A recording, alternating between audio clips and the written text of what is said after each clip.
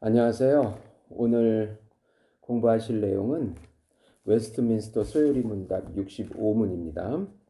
5계명이 금하는 것은 무엇입니까?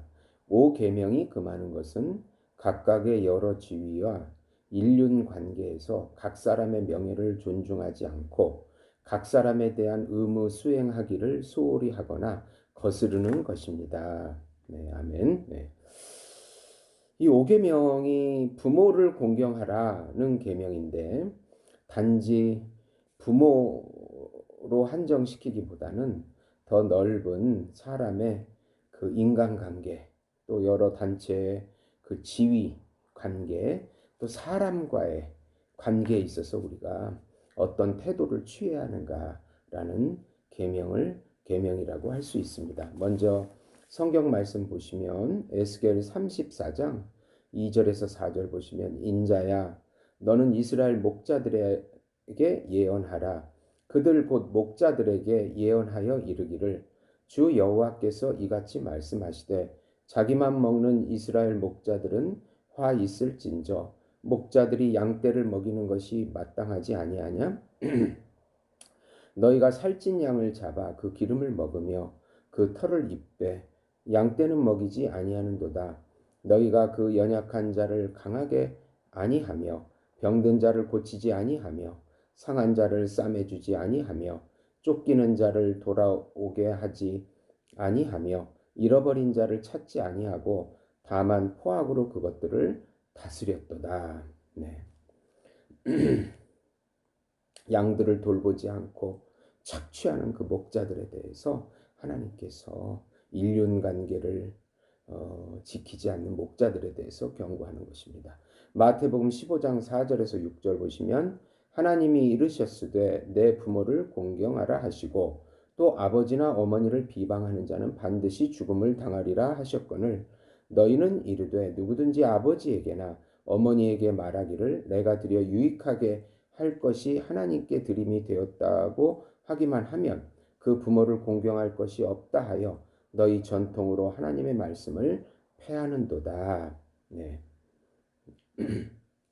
고르반해서 하나님께 드린 것은 드렸기 때문에 부모에게는 공경할 것이 없다. 그러면 부모를 공경하는 계명을 안 지킬 수 있도록 빠져나가게 되는 것입니다. 하나님은 부모에게 공경할 걸 공경하라 그렇게 말씀합니다. 로마서 13장 8절 피차 사랑의 빚 외에는 아무에게든지 아무 빚도 지지 말라. 남을 사랑하는 자는 율법을 다 이루었느니라. 율법은 하나님 사랑, 인간 사랑인데 결국은 인간을 부모를 공경하고 모든 인륜 관계를 잘 지킬 수 있는 것은 그 근저에 사랑이 있는 것입니다. 사랑의 동기가 있어야 되는 거죠. 예. 이 5계명의 그 많은 것을 볼 때 우리가 인간관계에 있어서 참 너무 힘듭니다. 인간관계처럼 어려운 것이 없습니다. 그 인간관계의 기본은 하나님의 형상이기 때문에 보면은 명예를 존중하지 않는 것이 죄가 됩니다.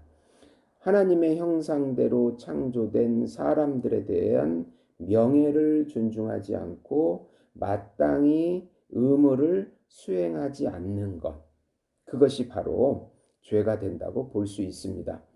관계와 권위를 존중해 주라. 인륜 관계에 있어서 이제 가정에서 그렇고 부모와의 관계, 남편과 아내와의 관계, 자녀와의 관계, 이렇게 가정은 그렇게 세 가지로 관계가 형성이 되는데 이 관계들에 대해서 존중할 것을 존중하고 의무를 다할 것을 의무를 다하고 또 부모가 요즘은 자식을 갖다 버려버리는 그런 일들이 있는데 자식이 부모를 공경하지 않는 것뿐만 아니라 부모가 자식에 대한 의무를 하지 않는 것도 바로 죄가 되는 것입니다. 네.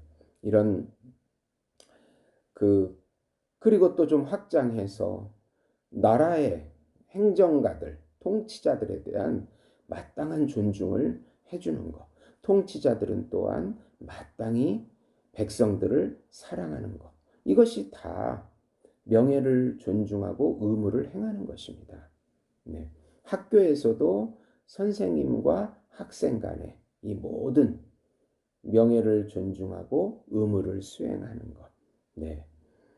그리고 회사에서도 그렇고 성경에서는 그런 어, 상사에 대한 존중하는 마음을 가지라. 예.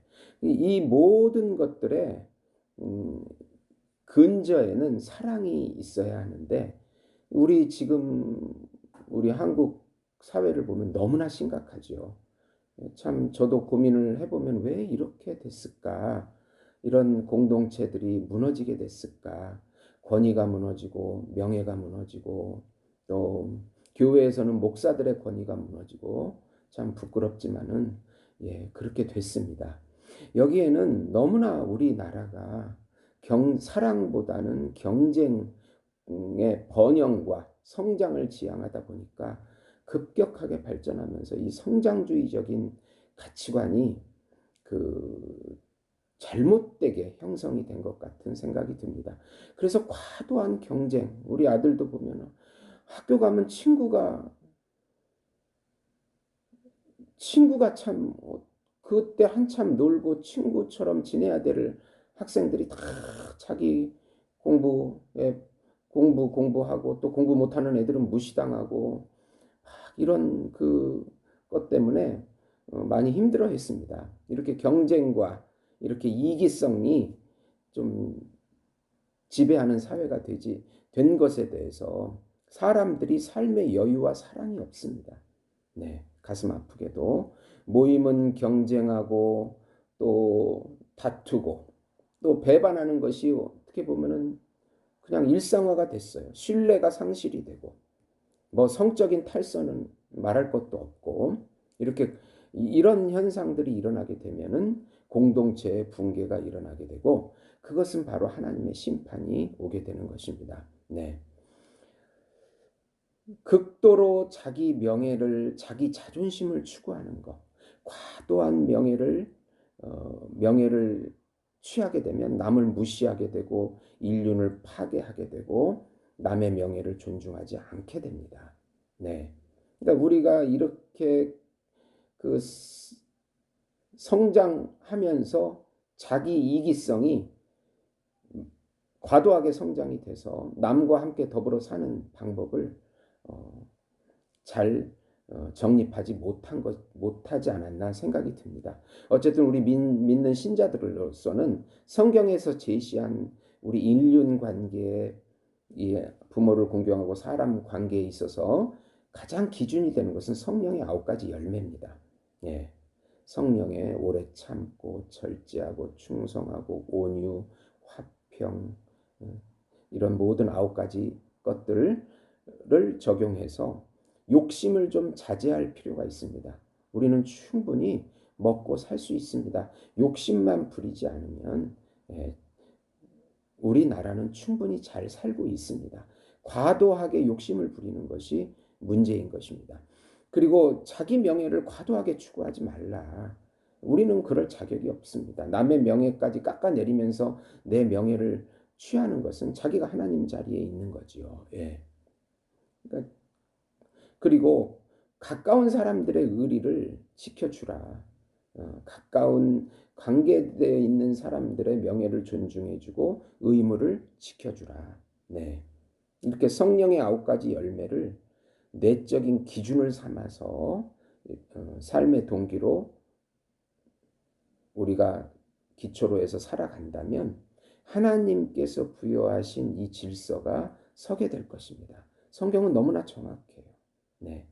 지금 우리나라가 나타나는 수많은 현상들은 상당히 위험한 수준이고 하나님께서 우리 신자들부터 회개하고 돌이키고 성령의 9가지 열매를 맺으려고 노력하지 않으면은 하나님이 정하신 질서가 깨지기 때문에 그러면 하나님의 심판이 오게 되는 것입니다. 참 이 5계명이 무겁습니다. 지금 이때 잘 우리가 신앙을 세워서 이 사람과의 관계에 있어서 어떻게 할 것인가를 성령의 9가지 열매를 붙잡고 기도하고 회개하고 돌이켜야 할 것입니다. 들어주셔서 감사합니다.